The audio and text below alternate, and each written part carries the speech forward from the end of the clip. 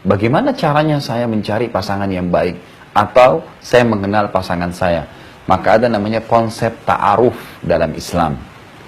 Sebenarnya banyak sekali ya, orang-orang muslim kita di Indonesia ini salah dalam melangkah. Mereka meniru orang non-muslim dalam mencari pasangan, yaitu dengan cara berpacaran. Ini cara yang sangat fatal sekali. Karena setiap kali orang berpacaran, maka dia akan menunjukkan yang terbaik dari diri dia. Dan itu akan kelihatan kedoknya pada saat sudah berumah tangga. Berapa banyak orang berpacaran sampai 10 tahun, ternyata dalam rumah tangga 2-3 bulan bercerai. Tapi sebaliknya, berapa banyak orang justru tidak pernah pacaran sebelumnya berumah tangga sampai mereka punya anak cucu dan bahagia. Karena bukanlah cara untuk kenal pasangan dalam Islam dengan cara pacaran. Pacaran demi Allah tidak ada tujuan kecuali syahwat. Apa yang lain? Melihat pasangan, menikmatinya, memegang, menciumnya, dan terakhir godaan syaitan akan standar mengatakan, toh kamu juga akan nikah dengan dia dan terjadilah perzinahan. Dan tidak ada demi Allah rumah tangga yang dimulai dengan perzinahan kecuali akan kacau setelahnya. Banyak rumah tangga yang ribut karena memang awal pernikahan mereka mulai dengan kemaksiatan kepada Allah Subhanahu wa Ta'ala. Lalu pertanyaan, bagaimana caranya supaya saya bisa mengenal pasangan saya kalau saya tidak pacaran? Maka jawabannya adalah sederhana, dengan mengenal 3 konsep dasar. Yang pertama, kenali fisiknya, sebagaimana sabda Nabi SAW, sebaiknya salah seorang di antara kalian melihat dari calon pasangannya apa yang menarik untuk dia. Boleh halal pada saat kita sudah niat untuk menikah, melihat. Dan patokan sebenarnya dalam melihat fisik ini adalah wajah dan telapak tangan. Kita tidak butuh untuk melihat seluruh tubuh pasangan kita. Karena itu diharamkan dalam agama. Tapi ulama mengatakan wajah sudah cukup memberikan gambaran dari kepala sampai ke perut, dan telapak tangan sudah cukup dari perut sampai ke kaki. Dan ini sudah cukup, dan ini sudah menjadi rahasia umum di kalangan masyarakat manusia umumnya. Dan dalam Islam ditekankan lagi kembali. Ya. Siapa yang menjadi atau menjadikan atau memulai rumah tangganya dengan berpacaran, maka secara otomatis nanti dia juga akan sering membuka itu setelah dia menikah. Dan setiap orang selalu menyembunyikan hal-hal yang kurang darinya. Jadi mengenal fisik sudah cukup dengan melihat sebenarnya. Kemudian yang kedua, kenali keluarganya. Kata jumhur ulama, bahwasanya kalau ingin mengenal fisiknya, bagaimana nanti keturunan saya kalau saya menikah dengan wanita ini, bagaimana keturunan saya kalau saya menikah dengan laki-laki ini, maka secara fisikal itu semua umum diambil dari keluarga ayah. Keluarga ayah tinggi-tinggi besar, maka anak-anak pun akan seperti itu nantinya. Dan karakter serta sifat diambil dari keluarga ibu. Itu sudah cukup. Secara umum sifat keluarga itu seperti apa, sudah cukup menggambarkan siapa orang yang akan saya nikahi ini. Kemudian yang ketiga adalah kenali lingkungan dia hidup.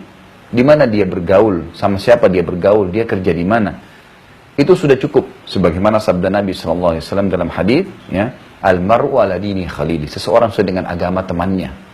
Ini konsep ta'aruf dalam Islam. Jadi sebenarnya Anda bisa menikah dalam hitungan ya 1 hari atau 2 hari saja. Cukup mengumpulkan data dan tidak butuh untuk sampai membuang waktu bertahun-tahun.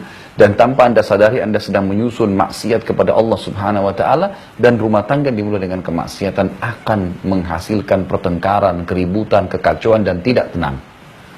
Ada sedikit fenomena yang perlu Anda ketahui di sini. Islam tidak membedakan antara laki-laki dan perempuan. Dalam Islam disetarakan laki-laki dan perempuan dari sisi ketakwaan, tapi memang dibedakan dari sisi tugas dan kewajiban. Jadi kita beda dengan orang-orang non-muslim. Dalam Islam memang berbeda.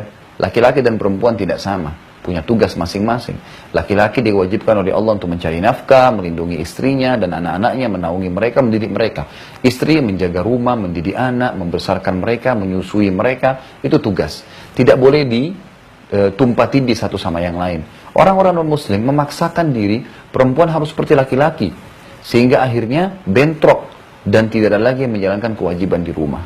Ini hal yang mendasar. Nah, ini hal yang mendasar. Jadi perlu Anda ketahui masalah itu, dan juga cukuplah Anda renungi bagaimana kisah seorang sahabiat bertanya kepada Nabi SAW dan berkata, "Ya Rasulullah, aku ini utusan seluruh wanita di Madinah. Bolehkah aku berbicara setelah selesai sholat berjamaah di dalam masjid, di saf wanita?" Lalu Nabi SAW mengatakan, "Silahkan." Wanita itu lalu berkata, "Aku ini utusan seluruh wanita di Madinah. Ada hal-hal yang aku ingin tanyakan." Kata Nabi SAW, "Silahkan." Kata perempuan ini, kalian kaum laki-laki, sholat berjamaah di masjid. Diperintahkan oleh Allah. Setiap langkah melalui masjid dapat pahala. Satu langkah diangkat derajat, satu langkah diampuni dosa. Sholat berjamaah pahala lagi, 25 kali lipat di masjid. Yang kedua, kalian ngantar jenazah. Ngantar jenazah, itu sholat di jenazah satu gunung pahalanya, ngantar jenazah satu gunung. Wanita tidak diwajibkan masalah itu. Yang ketiga, kalian mencari nafkah buat kami. Itu juga dalam hadis dikatakan siapa yang mencari nafkah ikhlas untuk keluarganya sama dengan mujahid di jalan Allah. Yang keempat, kalian berjihad di jalan Allah, berperang sampai kalian bisa terbunuh dan mati syahid. Sementara kami wanita mencuci baju kalian, ya. Kemudian membesarkan anak-anak kalian, memasak buat kalian, menjaga rumah kalian, dan kami menjadi tempat syahwat kalian. Jadi sudah jelas beda sekali profesinya gitu. Pertanyaan sahabat ini yang perlu Anda renungi, saudara-saudara sekalian. Beliau mengatakan, pertanyaan saya Rasulullah, apakah pahala kami dan kalian sama? Nabi SAW lalu balik ke arah sahabat-sahabat laki-laki dan berkata, ada nggak pertanyaan dalam Islam yang lebih penting daripada ini? Lalu para sahabat laki-laki terdiam dan Nabi SAW menghadap ke sahabat yang bertanya mengatakan, pulanglah dan sampaikan kepada seluruh muslimah yang kau temui bahwasanya pahala kalian sama. Inilah konsep bagi laki-laki dan perempuan dalam Islam. Beda profesi, beda pekerjaan dan tugas serta kewajiban, tapi memang pahala mereka sama.